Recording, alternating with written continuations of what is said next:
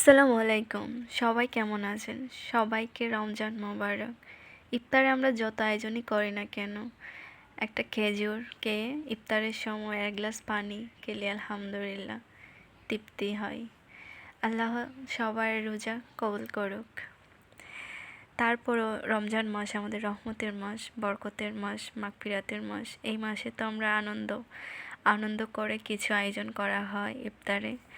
আমি আজকে তেমন কিছু আয়োজন করতেছি না, তারপরও যতটুক যা ইফতার বানাইতেছি তাই আপনাদের সঙ্গে শেয়ার করতেছি। মনটা খুব খারাপ লাগতেছে। বিয়ের আগে তো বাবার বাড়িতে মা এরকম সময় ইফতার আগ মুহূর্ত আসর নামাজ পড়ে আম্মু ইফতার রেডি করতো, ইফতার বানাইতো।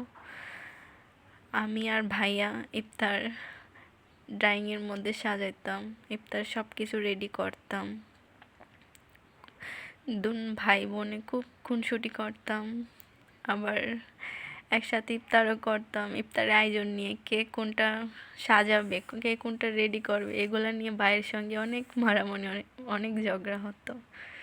মানে আমার বিয়ে হওয়ার পর ভাইয়াও বিদেশ চলে যায়, তারপর থেকে আর আমাদের রমজান ইফতার একসঙ্গে করা হয় না।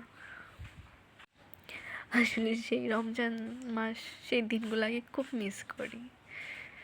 বোনদের বিয়ে হয়ে গেলে আর ভাইয়েরা যদি ইনকামের পথ ধরে নেয়, তাহলে ভাই বোনের খুব কম সময় দেখা হয়। রমজান মাস বলেন আর অন্য অন্য মাস বলেন, তাও রমজান মাসটা তো একটা স্পেশাল মাস, খুব আনন্দের একটা মাস। মানে ইফতারের সময় খুব ভালো লাগে। সারাদিন রোজা রেখে যখন ইফতার করা হয় তখন আলহামদুলিল্লাহ অনেক খুশি লাগে, সবাই একসঙ্গে। এখন তো মা বাবাও নেই পাশে, ভাইয়া ওরা নেই। আলহামদুলিল্লাহ স্বামী সন্তান নিয়ে ইফতার করি, সে আগের মজাটা পাই না আর কি। অনেকে আবার বলবেন আপনারা এত কষ্ট অনলাইনে বলতেছেন কেন? এটা তো আমার ইউটিউব পরিবার, খুব একটা শখের পরিবার। শখের মানুষদেরকেও বলতেছি দোয়া করবেন আপনারা আমার জন্য। আমি যেন আমার 4 ভাই বোন মা বাবা নিয়ে ইফতার করতে পারি, আমার জন্য দোয়া করবেন। এটা আমি বানাইছিলাম ধনিয়া পাতা দিয়ে ডিম চপ। প্রথম খুব কনফিউশনে ছিলাম যেটা কী বানাইতেছি, পরে দেখলাম না মজা। প্রথমত হচ্ছে ইফতার, তারপরে হচ্ছে মানে আমরা তেল পেঁয়াজ লবণ দিয়ে যাই বানাই না কেন মজাই হয়।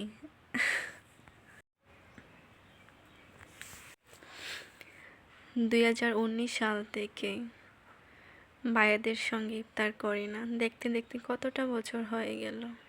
এখন 2026 সাল। আর কি বলবো আমার বড় ভাইয়ের কথা, মানে আমার বড় ভাইয়ের সঙ্গে তো ইফতার কখনো করেছি বলেও মনে হয় না। আমার বড় ভাই আমি যখন ক্লাস 1-এ পড়ি তখন আমার ভাইয়া বাইরে গিয়েছিল, আসা যাওয়া করে, কিন্তু রমজানে কখনো ভাইয়া দেশে রয়নি আর আমাদের সঙ্গে ইফতারও হয়নি।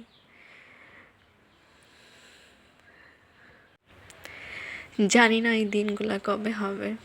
রমজান মাসে দোয়া করি আল্লাহ আমার 3 ভাইয়ের নেক হায়াত রিজিক দান করুক। মানে আমার 3 ভাই আর আমি একটা বোন, আমরা 4 ভাই বোন মা বাবা আমরা যেন একসাথে ইফতার করতে পারি এবং একসাথে একবেলা ভাত খেতে পারি। মানে 3 ভাই বোন, 3 ভাই 1 বোন, 4 ভাই বোন মা বাবা। আমার মনে হয় না যে আমি কখনো মানে একসঙ্গে যে ভাত খেয়েছি, সেটা আমার মনে হয় না।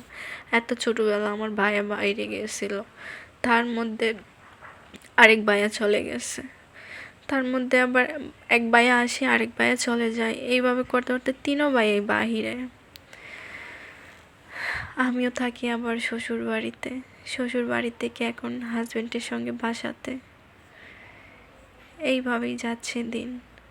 একটা আফসোস, 3 ভাই আমরা 4 ভাই বোন মা বাবা যদি একসঙ্গে একবেলা ভাত খেতে পারতাম